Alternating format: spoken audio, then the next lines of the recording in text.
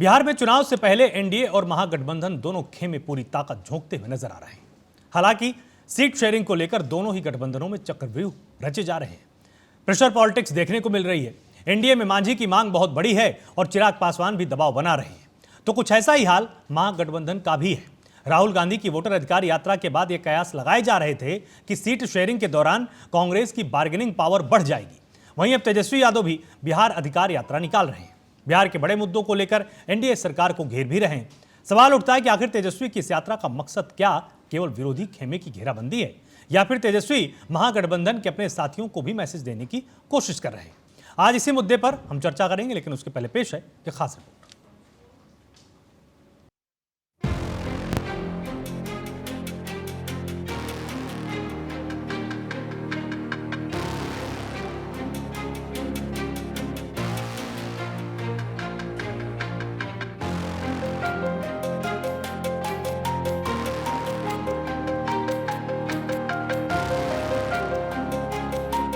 चुनाव तारीखों का ऐलान अभी बाकी है। सियासी शतरंज की बिसात सजने लगी।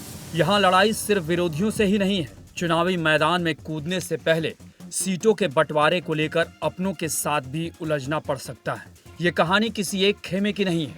एनडीए हो या फिर महागठबंधन, सीट शेयरिंग को लेकर तस्वीर एक जैसी नजर आती है। चुनाव लड़ने के लिए ज्यादा सीटें मिले, इसलिए सहयोगियों के खिलाफ दबाव वाला दांव भी खेला जा रहा है। तीसरे विकल्प के रूप में हुंकार भर रहे प्रशांत किशोर भी दोनों खेमों की सिरदर्दी बढ़ाते दिख रहे हैं। हर पार्टी सियासी तरकश का हर वो तीर आजमाना चाहती है जो उसे बिहार की गद्दी पर बिठा सके। पहले राहुल गांधी वोटर अधिकार यात्रा के जरिए जनाधार को मजबूत करते दिखे। उसके बाद सीमांचल में प्रधानमंत्री की मौजूदगी ने एहसास दिलाया कि महागठबंधन के इस किले को भेदने के लिए एनडीए चुनावी रणनीति को धार दे रहा है। और अब राहुल गांधी की वोटर अधिकार यात्रा में साथ दिखने वाले तेजस्वी यादव अकेले निकल पड़े हैं बिहार अधिकार यात्रा पर। सियासी गलियारे में सवाल उठ रहे हैं कि आखिर राहुल की वोटर अधिकार यात्रा में साथ दिखने वाले तेजस्वी अकेले यात्रा पर क्यों निकल पड़े हैं? क्या सीट बंटवारे को लेकर कांग्रेस और आरजेडी के बीच सब ठीक है? क्या सीएम चेहरे पर कांग्रेस की चुप्पी से नाराज हैं तेजस्वी? क्या ये तेजस्वी की खुद के नेतृत्व को स्थापित करने की जद्दोजहद है? क्या तेजस्वी सियासी जमीन पर नया राजनीतिक समीकरण गढ़ने की कोशिश कर रहे हैं? सवाल कई सारे हैं जिनका जवाब चुनावी घड़ी नजदीक आते आते मिल ही जाएगा। लेकिन इतना तो तय है कि इस यात्रा के जरिए तेजस्वी यादव बिहार के बड़े मुद्दों को लेकर बिहार में बदलाव का माहौल बनाने के मूड में है। बिहार अधिकार यात्रा के जरिए बिहार के बड़े मुद्दों पर सरकार की घेराबंदी की तैयारी में है। बता दें कि बिहार अधिकार यात्रा 5 दिनों तक चलेगी। जहानाबाद से शुरू हुई इस यात्रा का समापन वैशाली में होगा। इस दौरान तेजस्वी 10 जिलों को कवर करेंगे। 66 विधानसभा सीटों से होकर ये यात्रा गुजरेगी। बेरोजगारी, पलायन, किसानों की समस्याएं, लॉ एंड ऑर्डर, शिक्षा, स्वास्थ्य और वोट चोरी जैसे मुद्दों को लेकर जनता से सीधा संवाद करेंगे। यानी तेजस्वी अब एनडीए सरकार के खिलाफ अटैकिंग मोड में आ गए हैं। साथ ही से आरजेडी की सीट शेयरिंग से पहले प्रेशर पॉलिटिक्स के तौर पर भी देखा जा रहा है। ये सरकार लाठी डंडे की सरकार है, इसलिए बिहार की जनता कह रही है 2005 से 25 बहुत हुए नीतीश, अब लाठी डंडे की सरकार नहीं चलेगी। अब लोगों के हाथ में कलम मिलेगा और परिवर्तन लोग चाहते हैं।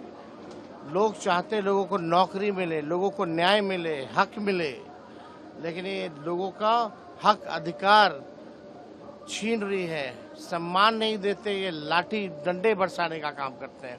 इसलिए लोग त्रस्त हो चुके हैं इस एनडीए सरकार से। आरजेडी कह रही है कि तेजस्वी की ये यात्रा एक संदेश अपने साथ लेकर चल रही है। संदेश यह है कि बिहार में इस बार बदलाव होगा और ये बदलाव बिहार के मुद्दों पर ही होगा। तो वहीं दूसरी तरफ एनडीए खेमा ये कह रहा है कि तेजस्वी को अपने पूरे परिवार के साथ सड़क से बिहार की यात्रा करनी चाहिए, ताकि उन्हें बिहार में नरेंद्र मोदी और नीतीश कुमार की जोड़ी ने जो विकास किया है वो नजर आ जाए। देखिए, इस यात्रा को आप अलहदा यात्रा मत समझिए। ये 20 के बाद तमाम यात्राओं का विस्तारीकरण है और हर यात्रा एक संदेश लेके गई।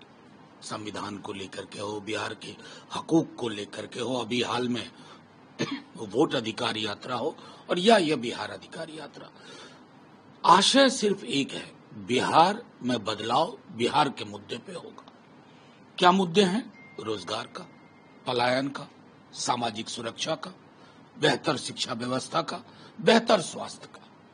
कि बोलने के लिए घुसपैठिया बोल दिया, अल बल, ये सब नहीं।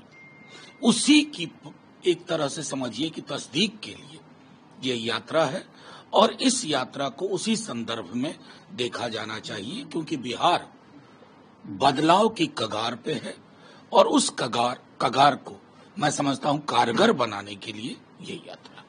एक तेजस्वी यादव यात्रा पर निकले, पूरे परिवार के साथ निकले और अच्छी बात होगी। देखें, लालू यादव को दिखाएं जो विकास किसको कहते हैं, जो कहते थे गरीब को कि सड़क क्या करोगे, बिजली क्या करोगे, ललटेन में रहो। उनको बिजली तो घर में दिखाई दे रहा है।